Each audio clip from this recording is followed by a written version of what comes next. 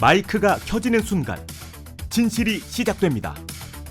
류현정의 마이크 온.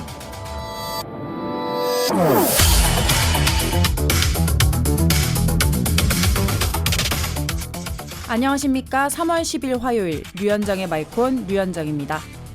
카타르에서 돌아오지 못하고 있던 우리 국민 322명이 오늘 새벽 무사히 귀국했습니다. 카타르 직항이 끊긴 지 9일 만인데요. 우리 정부의 요청으로 카타르 측이 제공한 긴급 항공편을 타고 돌아왔습니다. 중동 사태가 하루빨리 안정화되기를 바랍니다. 한편 우리 지역에서도 중요한 문제가 계속 미해결 상태로 남아 있습니다. 2월 말에는 처리가 될 줄 알았던 TK 통합특별법이 여전히 길을 잃은 상황입니다. 한때 서로 생각이 달라 의견 충돌도 있었지만 지금은 중론을 모은 상황이고 국회 처리만 남겨두고 있습니다. 시작이 반이라고 했는데 지역균형 발전이라는 큰 과제가 시작조차 못하는 일은 없어야겠습니다.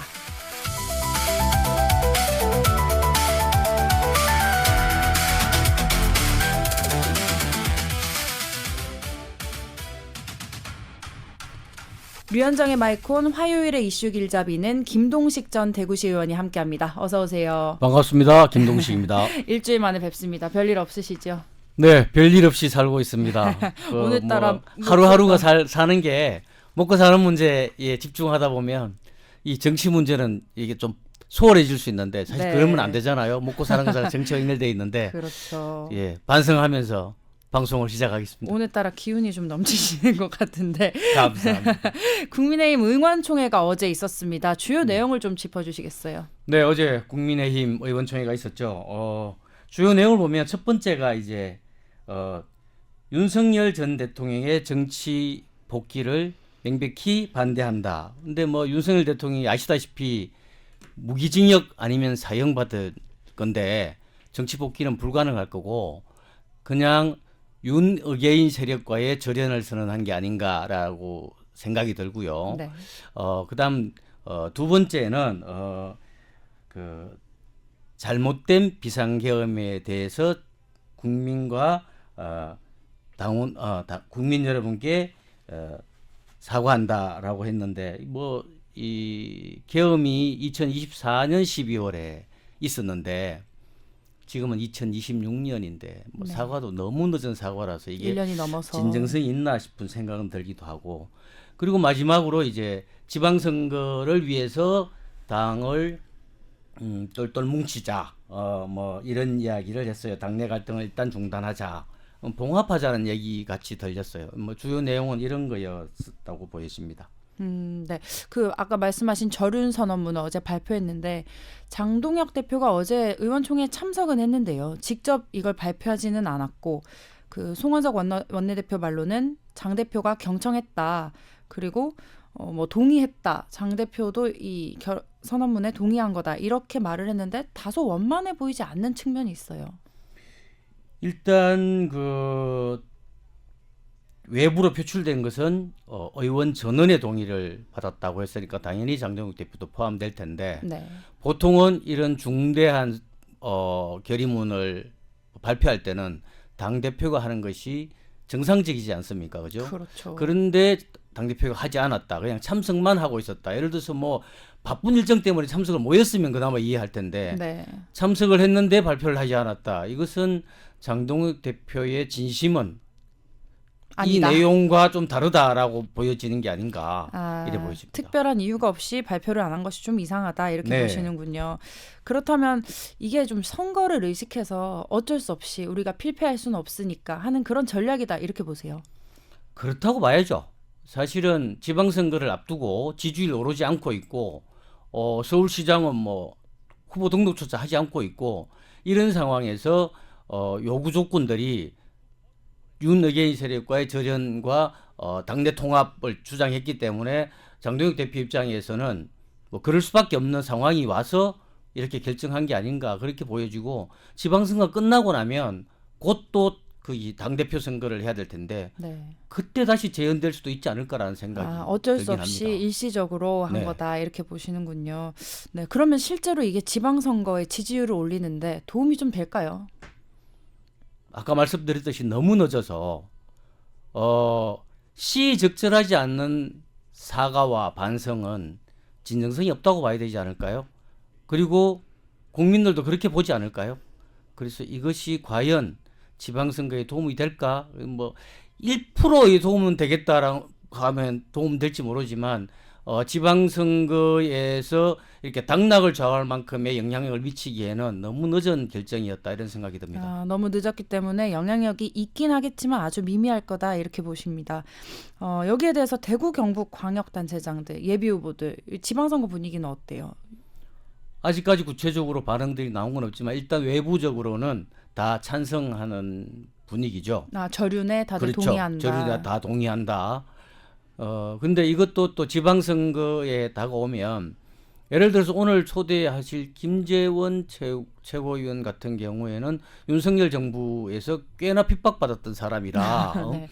뭐 굳이 윤외계인 쪽하고는 좀 원래 거리가 있었던 사람이니까 그렇다 치더라도 예를 들어서 다른 후보들 그 당시에 뭐 지도부에 있었던 사람들이나 이런 분들 입장에서는 대구 경북 선거에서 윤석열 대통령과 절연하고 가겠습니다라고 다 선언할 수 있을까 그렇게 표를 얻을 수 있을까라는 생각은 들어요. 아, 완전히 또 이렇게 저륜하는 이미지로 가기에는 사실 대구 경북에서는 좀 부담스러워할 것이다. 그렇죠. 특히 뭐 이철우 경북도지사 같은 경우에는 윤석열에 대한 애정을 좀 드러내셨던 부분이 있고 또 원래 친했고요. 네, 이런 부분들이 좀 곤란하겠다 싶네요. 아, 네. 네.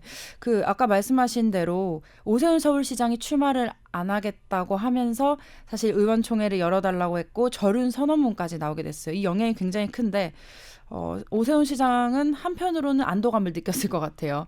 네, 내가 바라던 대로 되었다. 근데 이정현 공천관리위원장이 이제 입장을 바꿔서 추가 접수의 문을 열겠다 해서 오세훈 시장이 출마를 다시 할 수도 있을 것 같은데 신청할 거라고 보세요. 오늘까지는 아직 확답을 하지 않고 있는데 어쨌든 어제 그 결의문에 대해서는 환영한다, 뭐 동의한다라는 반응이었고요. 그런데 이미 공천 신청 기간이 지나버렸어요. 네. 그런데 이게 쉽지 않아요. 공천 신청 기간에 아예 한 명도 공천을 신청을 하지 않았으면 추가하는데 아무런 문제가 없는데 3명이 일단 신청을 한 상태고 그리고 기간은 끝났고 네. 그런데 특정 누구를 위해서 공천 신청 기간을 늘리면 이게 당으로서 공당으로서의 할 일도 아니고 그래서 저는 그 그러니까 오세훈 시장 한 사람만을 위해서 기간을 연장하는 게 아니라 뭐 특별한 여러 가지 이유를 만들어서 기간을 연장할 수는 있겠지만 네. 그리고 그렇게 해서 오세훈 시장이 신청을 할 수는 있겠지만 다른 후보들의 반발은 존재할 수 있다 이렇게 보십니다. 뭐 공관위원장이 직접 말한 거니까 추가 접수 가능성이 있을 것 같긴 합니다. 제 생각도 그런데 아마 다른 후보자들이 형평성 논란을 제기할 수는 있을 것 같아요. 네, 알겠습니다. 여기까지 이슈 길잡이였습니다.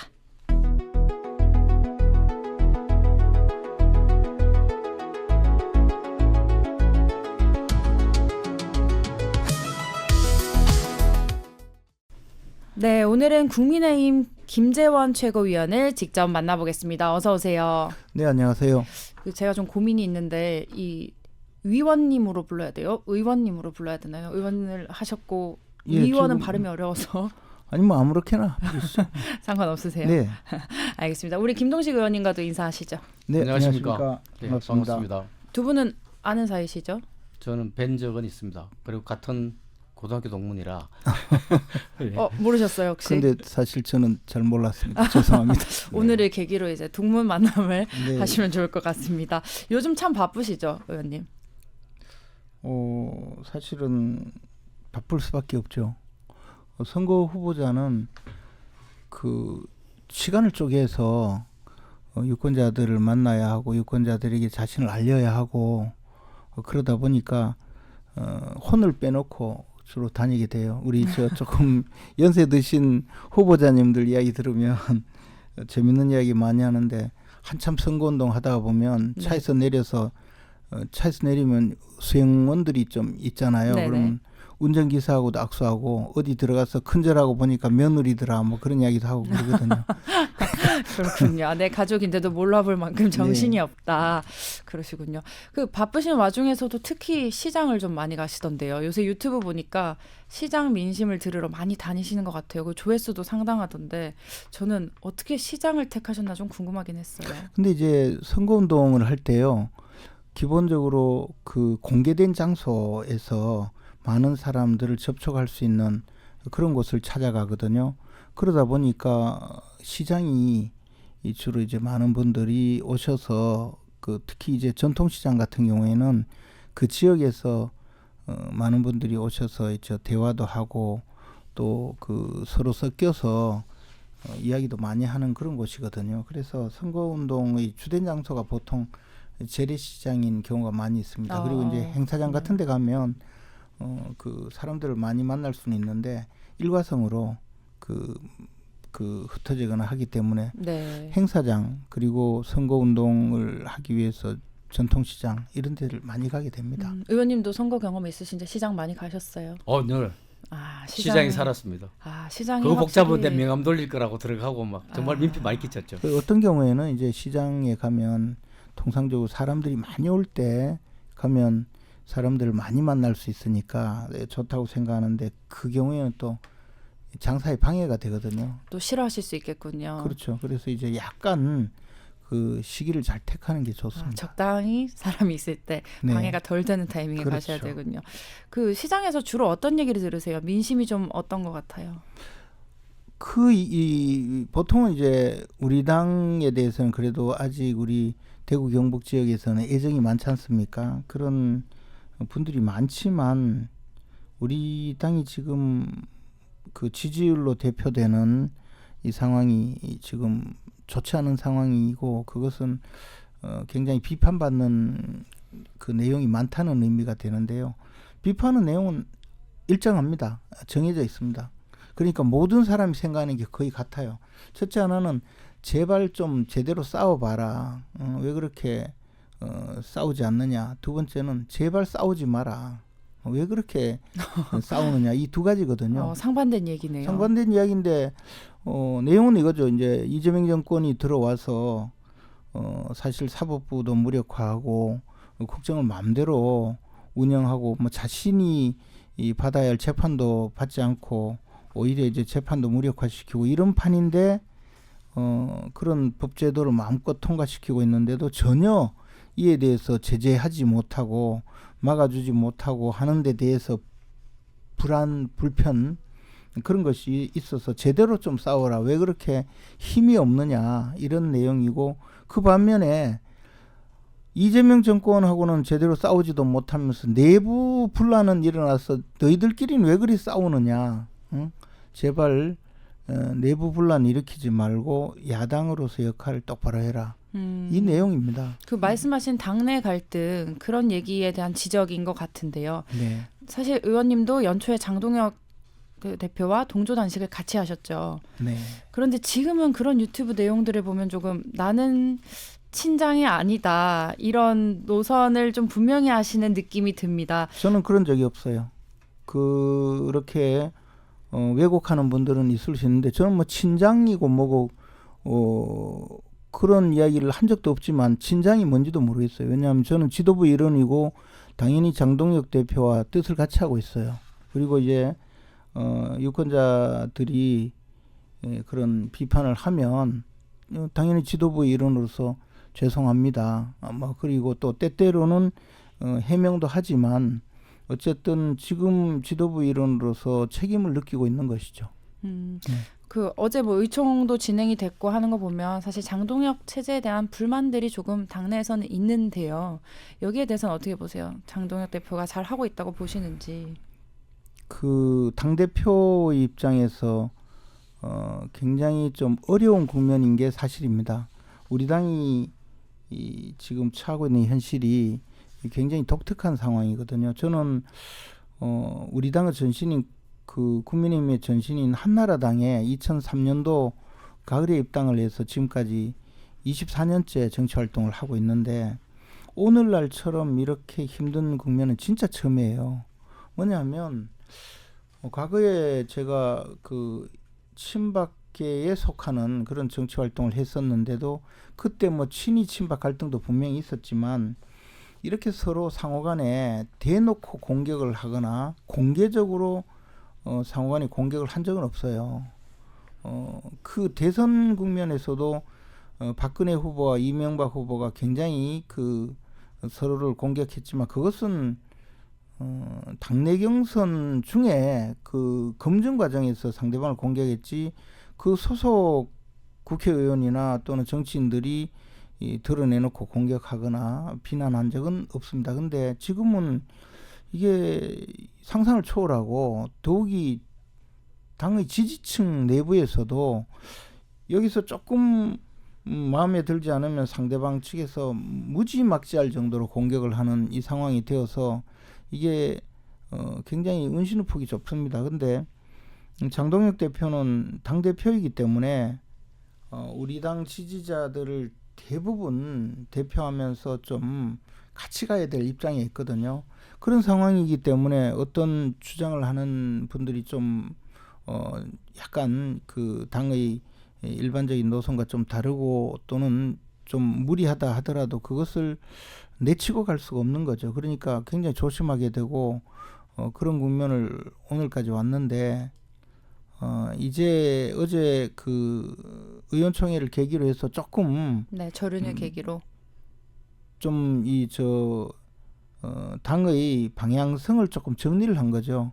뭐 전륜이라고 표현하는 것이 맞는지 틀리는지는 많은 분들이 또 생각이 다르니까 어쨌든 그동안에도 이른바 윤어게인이라고 할 때 그 윤어게인이다, 윤어게인 동조자다 이렇게 주장할 때도 우리는 똑같이 윤석열 대통령이 감옥에서 다시 석방시켜서 대통령으로 복귀시켜야 된다는 그런 주장을 하는 분들도 있거든요. 근데 그 주장은 현실적이지 못하다. 그건 우리 동조하지 않는다는 것이 명백했고 그러나 윤석열 대통령을 우리가 배출했는데 그 대통령에 대해서 좀 안타깝게 생각하는 사람들 마음까지 그것을 부인하거나 그런 주장을 하지 마라고 하지는 않았습니다. 근데 어제 내용도 사실은 그런 괴를 같이 하거든요. 네. 윤석열 대통령이 다시 공직에 복귀해야 된다는 주장은 동의하지 않는다는 거고 뭐 그런 입장에서 입장을 정리했고 그것을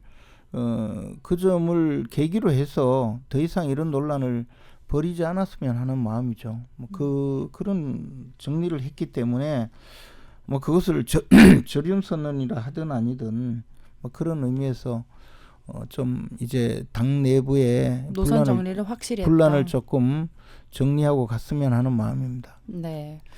김동식 의원님도 질문하실게. 예, 그러면 어제 윤석열 대통령이 정치에 다시 등장하는 것을 반대한다가 윤석열 대통령을 지지하는 그룹을 반대한다가 아니라 윤석열 대통령을 반대한다는 거라면 윤석열 대통령은 지금 뭐 내란으로 재판을 받고 있고 아마 오랜 기간 그 교도 생활을 해야 될 텐데 제가 뭐 윤석열 대통령 지지하는 것을 반대한다고 이야기한 적도 없고 네. 또 지지하는 걸 반대하지 않는다고 이야기한 적도 없고요. 다만 어제 의원총회에서 정리한 내용은 그렇습니다. 내용대로 하면 예, 그 제가 말씀드렸듯이 그런데 예.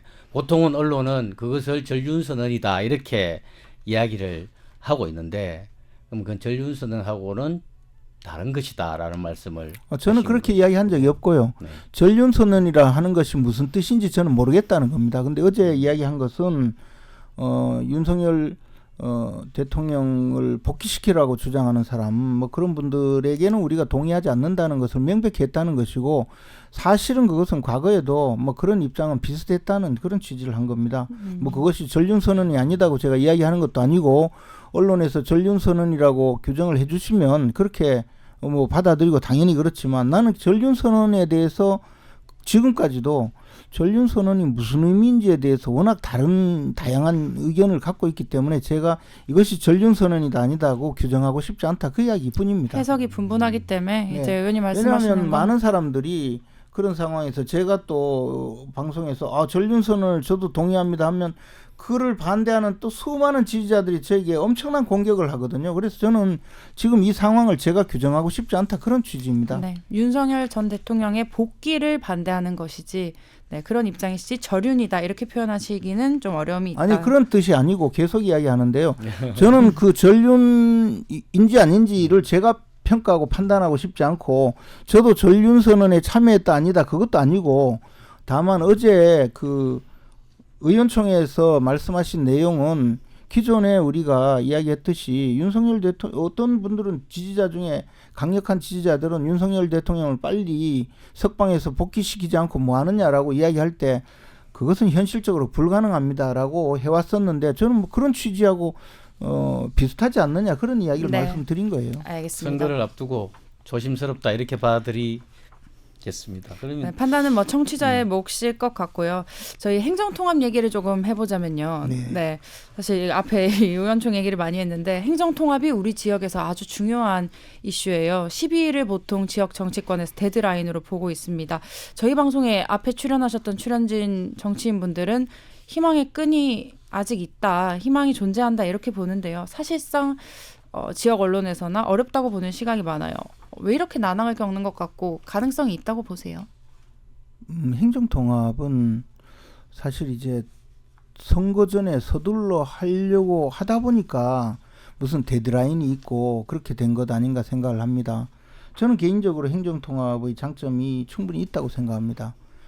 그리고 과거에도 행정통합의 시도가 있었는데, 단지 안 된 것은 이 행정통합 자체가 대구시 경상북도의 행정통합이 결국에는 특정 정치인들의 그 주도로, 그리고 시도민 다수의 그 동의를 구하지 않는 절차상의 문제 때문에 지역에 갈등 소지가 일어났고, 그것 때문에 통합이 좀 성공하지 못했다고 생각하거든요. 그래서 데드라인을 굳이 뭐 12일이다 이렇게 생각하지 마시고, 이번에 선거가 끝나더라도 지금부터라도 행정통합을 하면 이런 이점이 있고 지역에도 이런 장점이 있으니까 우리 한번 신중하게 생각을 해보자 하고, 주민투표도 하고 그렇게 해서 준비를 하면 충분히 가능한 주제라고 생각합니다. 그런데 며칠까지 통합을 해야 한다니까 반대 운동도 오히려 격렬해지고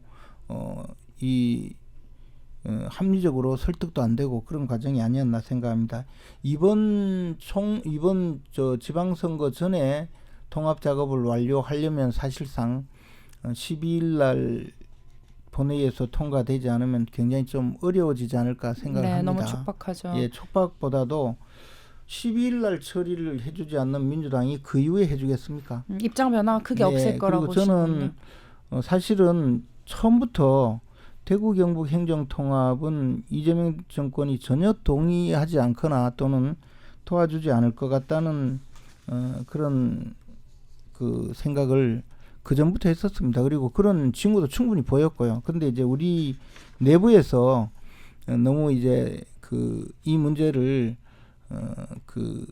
좀 합리적인 토론 절차라든가 지역 주민의 의견을 조금 모으는 최소한의 절차도 거치지 않고 나가다 보니까 너무 급작스럽게 이 문제를 다루었다. 뭐 그러다 보니 또 허점도 많았고 그것이 또 빌미를 많이 준 것 아닌가 생각합니다. 졸속 추진에 문제가 제가 있었다고 오늘 보시고.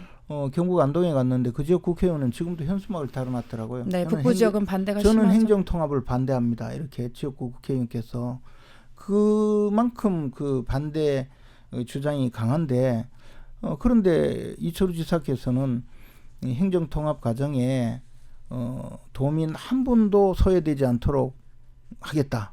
한 분의 의사도 전부 다 잘 듣고 결정하겠다 이렇게 말씀하셨는데 지역구 국회의원이 반대한다고 현수막을 걸어놨어요. 그러니까 이게 행정통합 과정에 좀 차질이 빚어진 것 아닌가라고 생각합니다. 네. 저는 그래서 말씀을 드린 것이 이번 지방선거 때 주민투표를 하면 저는 뭐 충분히 합리적인 그 의사결정이 가능하다고 생각합니다. 그래서 통과가 되면 2년 동안 준비를 해서 다음 총선에 그때 통합단체장을 뽑으면 이게 원활하게 진행이 될 거다 그런 주장을 여러 번 했었어요. 근데 그것이 아마 제 개인적으로 보기에는 일부 정치인들이 이제 좀 더 급박한 마음에 서두르다 보니 이 합리적인 의견이나 좀 또 이 지역적으로 반대 여론을 그것을 좀 잘 듣고 해소하기는커녕 도리어 반대 여론을 강화시키는 방법으로 이 문제를 끌고 가다 보니까 전체적으로 정부 쪽에서도 부담을 느끼지 않았나 네. 생각합니다. 그러면 주민투표를 다음 지방선거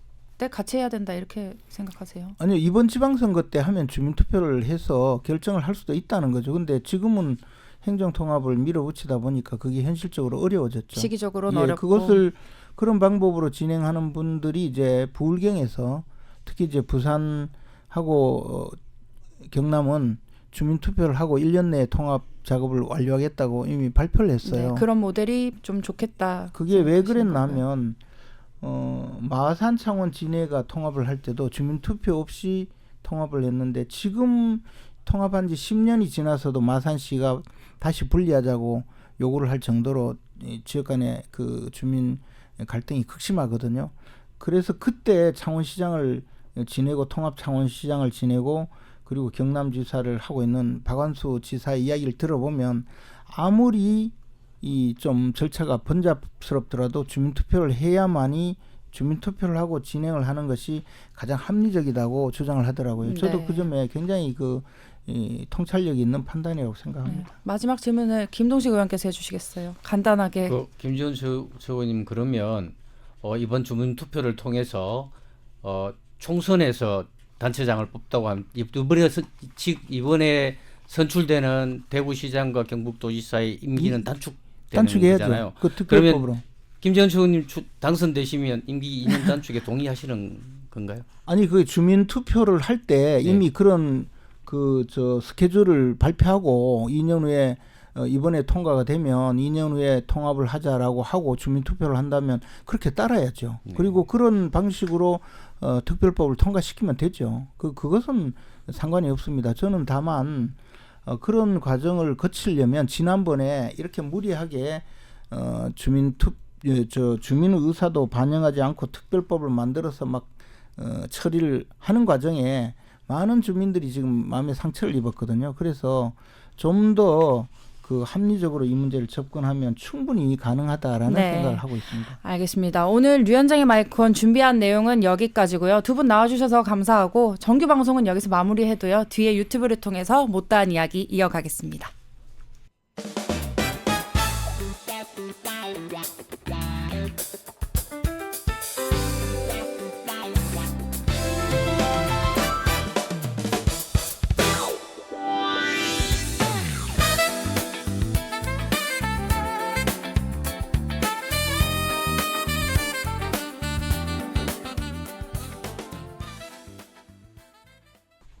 네, 마이크는 이제 오프됐고요. 유튜브를 온했습니다. 김동식 전 대구시 의원,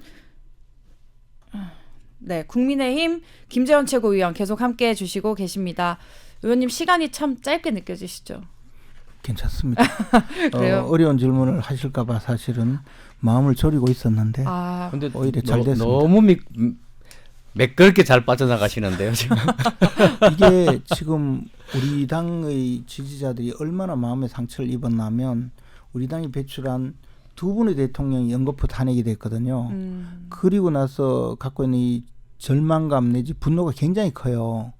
그러면 통상적으로 우리 같은 정치인들은 이렇게 지지자들이 극단적으로 또 격앙돼 있는 경우도 있고 이러면 우리가 할 수 있는 말은 이렇잖아요. 이쪽 전부 다 우리 잘 아울러서 같이 가야 됩니다 하는 것이 정상적인 발언이잖아요. 근데 그 정도 이야기를 해도 양쪽에서 다 공격을 당해요. 엄청나게 심하게. 그리고 한쪽에서는 무슨 소리 하는 거냐, 그리고 딴 쪽에서는 배신자야, 이런 정도로 이 폰이 불이 날 정도로 그렇기 때문에 그게 우리 당의 현재 상황이거든요.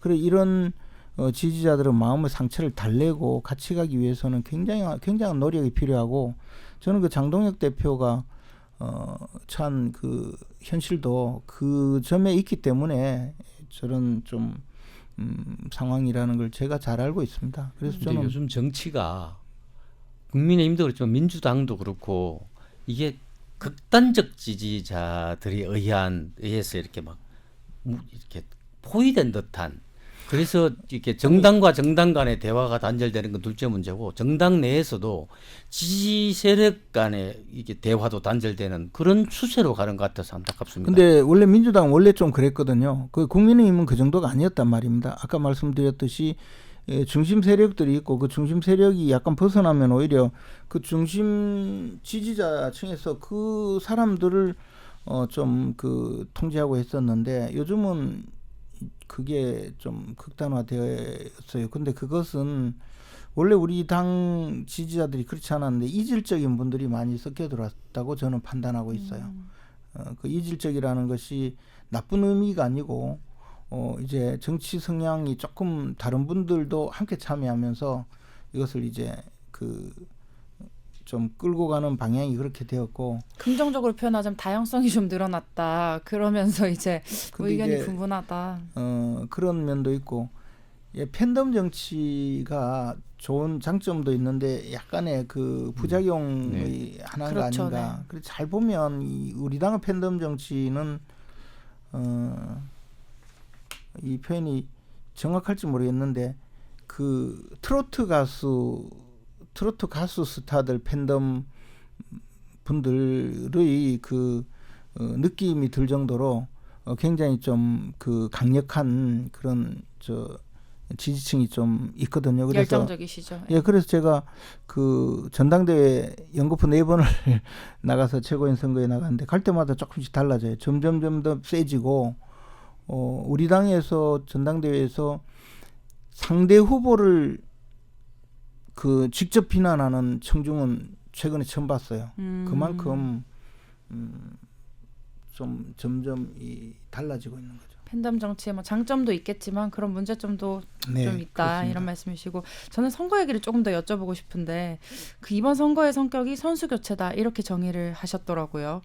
그 경북 도민들이 느끼는 가장 큰 갈증이 교체라고 보세요?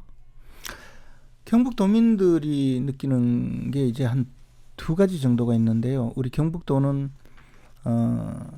경북도가 역사적으로 굉장히 자랑스러운 역사를 가지고 있었거든요. 저는 이제 대학교 4학년이던 1987년도에 행정고시 합격해가지고 1988년 12월 달에 그 발령받은 곳이 내무부를 거쳐서 경북도청 기획실이었거든요. 네. 근데 그때만 해도 항상 그 걸려있는 무슨 주제가 웅도 경북, 뭐 역사를 선도한 경북, 뭐 이런 내용이었어요. 따지고 보면 우리나라 근현대사의 국난을 극복한 것도 우리 경북이 뭐 흔히 낙동강 방어선이라는 그렇죠.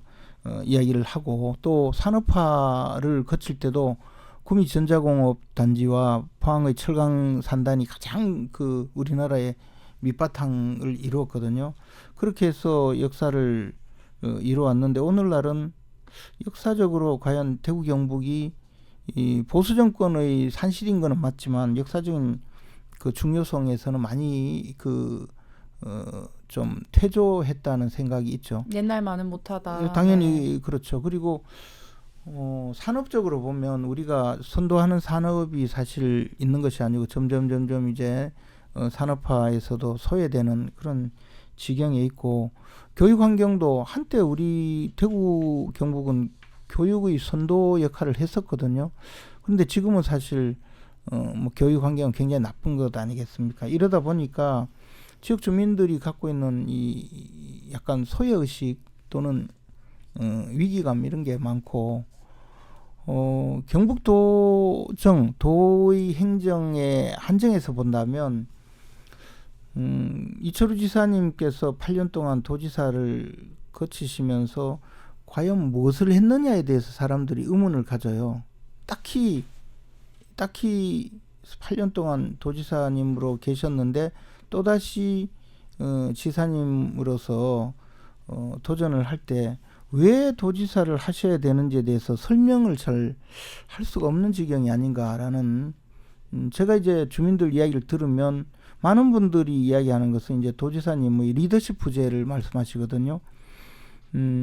우리가 작년 이맘때 경북 지역이 전국에서 겪어보지 못했던 대형 산불이 발생해서 네. 딱 요맘때입니다. 수천 명이 그 집을 잃고 임시주거지로 나갔고 많은 분들이 사실 그 생명을 잃고 했죠. 근데 그때 도지사님이 사실 그런 정도의 산불이면 이 도지사님이 직접 모든 것을 해결을 해야 될 그 책임자거든요. 우리가 이제 그 소방 방제는 시장 군수가 할 수 있는 게 아니거든요. 소방서장 지휘권은 도지사가 있잖아요. 그렇죠. 그런데 그 화재 현장, 화재 복구 현장을 뒤로 하고 대선이 출마하셔가지고 기간이 또 하필 그랬습니다. 네. 하필이 아니고 그러면 돌아오셔야죠. 근데 사실 제가 그때 김문수 후보 캠프에 총괄 본부장을 지내고 있었는데 저는 우리 고향이 불탔어요. 우리 고향 경북 의성이. 근데 대선에 나오시는 거 보고 제가 좀 놀랐거든요. 근데 그 이야기를 지금 와서도 많은 분들이 하셔요. 도지사가 어떻게 그럴 수가 있느냐. 그리고 이게 이제 개인 정치인이 아니고 도지사로서 대선에 나가면 지역의 그 명예도 있는데 나가셔서 그러면 뭐 좋은 성적이라도 거두었으면 괜찮은데 사실상 컷오프 되셨잖아요.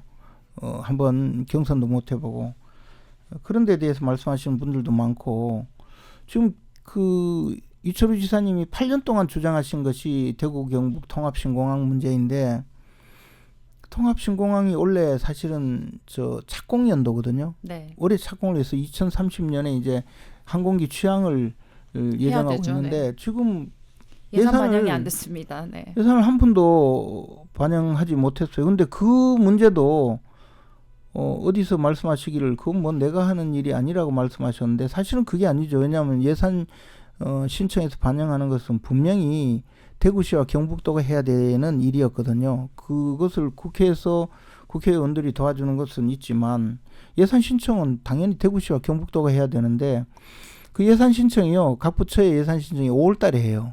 근데 5월 달에 대선 나가셨어요. 5월 말까지 전부 다 이제 예산 신청이 완료되는데 뭐 그런 것이 포괄적으로 좀 지금 와서 경북도 영역에 신공항을 만들어서 특히 이제 물류 중심 공항이기 때문에 구미전자산단에서는 굉장히 기대를 많이 하고 있거든요. 근데 이게 뭐 좌초됐다 이런 입장이니 네. 그 점에 대해서 제대로 해명하지 않으시고 도리어 대구시와 경북도가 1조 원씩 은행 대출 받아서 공사하면 된다는 국가재정법과 지방재정법에서는 거의 상상할 수 없는 그런 말씀을 하시고 넘어가시다가 그것도 또 안 되고 막 이런 일이 복합적으로 되니까 해결되는 게 딱히 없어 보인다 이런 없다가 말씀이신 뭐 것 같고. 행정통합 문제를 또 끌고 나오셨는데 그 점은 주민들의 의견을 제대로 반영하지 않고 독단적으로 끌고 가셨다라는 비판을 받고 있고 네. 이러다 보니까 이번 기회에 교차하자는 이야기가 네. 많이 나오죠. 그 말씀하신 내용을 들어보면 뭐 이철우 지사 책임도 그렇지만 이제 의원님이 앞으로 뭘 하시고 싶은지가 드러나는 것 같아요. 말씀해주신 내용들에서 좀 읽어볼 수 있었던 것 같고요. 네, 오늘 유튜브 이야기도 여기서 마무리하겠습니다. 함께해 주셔서 감사하고 또 의원님 앞으로 바쁘실 텐데 준비하시는 과정에 한 번 더 출연을 해주시면 좋겠습니다. 고맙습니다. 네, 의원님 수고하셨습니다. 감사합니다. 감사합니다. 네.